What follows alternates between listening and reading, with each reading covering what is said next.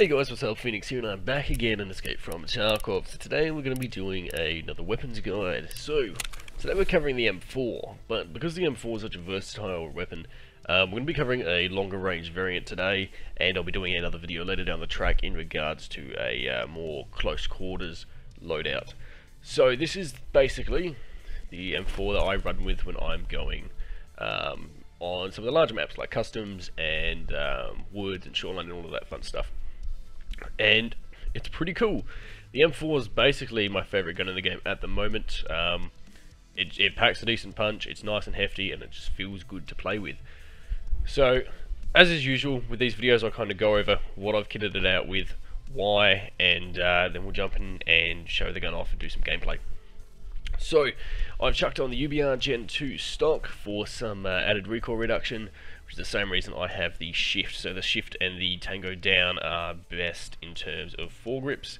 I've got the LVOA, it doesn't really affect anything too much, but it's fun to have and it makes the gun look cool, so fucking why not.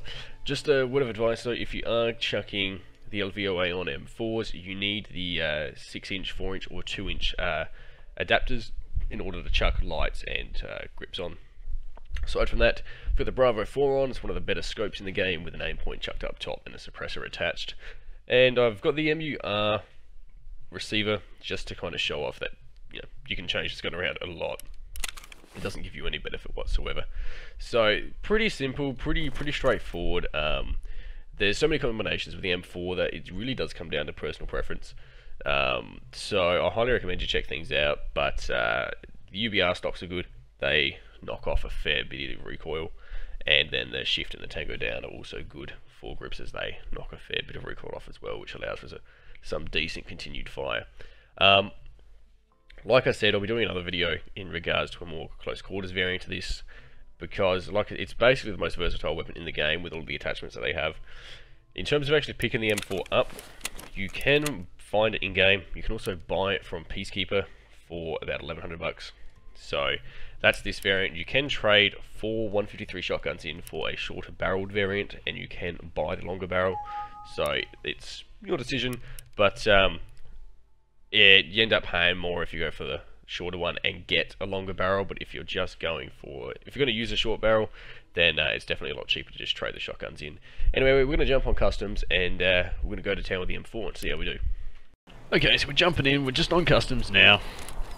And we've got, we're a little bit late, but we've got the M4 out and ready to go. So, usually I probably do 1 or 2 games, but because it's customs, it's a larger map.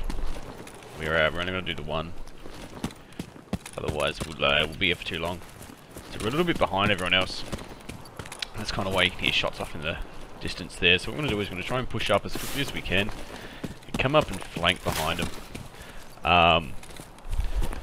And we'll see how we go with the M4. Fingers crossed we do well.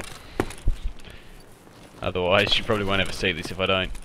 But so it's really good. Its fire rate's relatively high. Does a substantial amount of damage, and because it fires 5.56, its damage is pretty high, but it's not that high of a round that it reduces its rate of fire too much.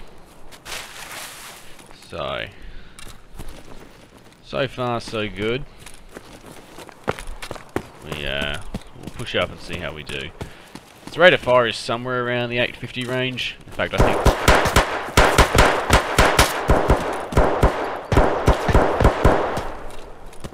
Any of those even at me?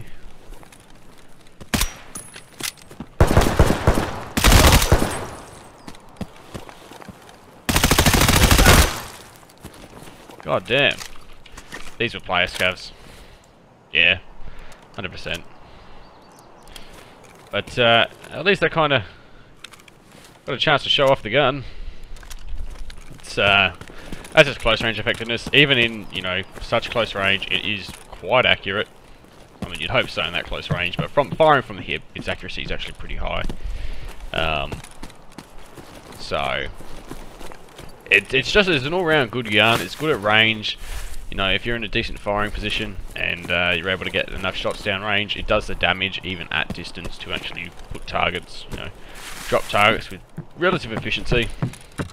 But it's also, it's good enough at close range because of its high fire rate that you can get into fights like that and come out relatively on top. I mean, they didn't hit me at all, so take that with, you know, how you will.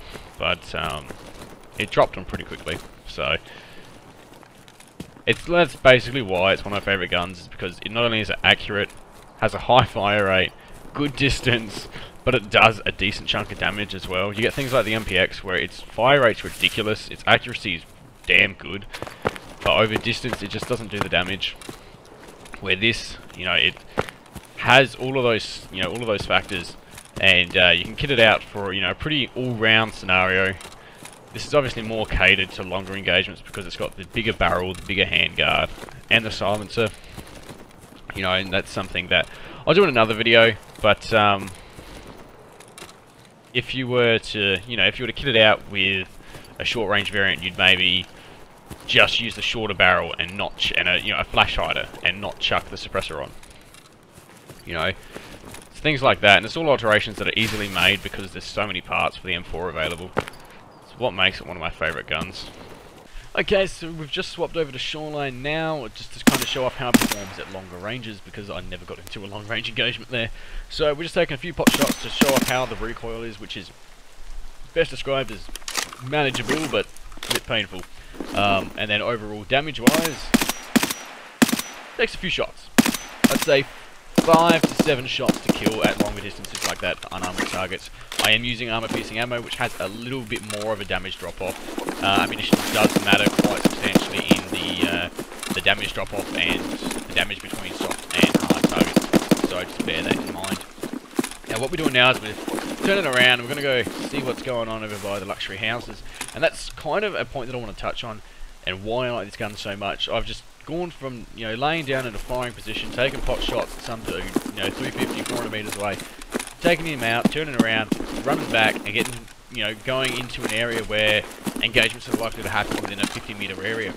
And that's why I like the M4 so much. It's just so versatile in its use, and also, you know, regardless of how you play, there's basically going to be an attachment for the M4. And that's most guns in Tarkov, but there's going to be an attachment for the M4. There's just such a variety, so highly customizable, and it's awesome.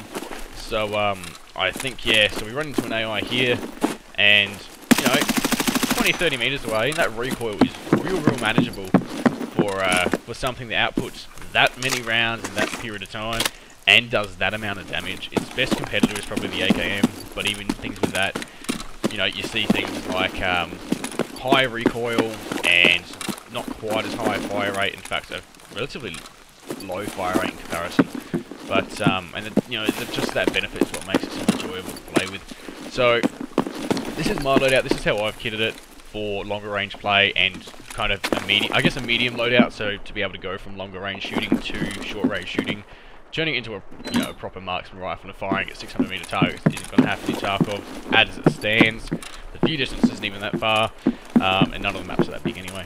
So I hope you guys enjoyed. If you did, hit that like button. If you want to see more, hit the subscribe button. If you've got any questions, queries, doubtful points, or just want to have a chat, comment section's there as well. Or if you've got a particular way you like to run the M4 and you want to share that with anyone else who happens to watch this video, feel free to do that. It's always good to share the love and spread the knowledge. Anyway guys, like I said, I hope you enjoyed. Take it easy. See you next time.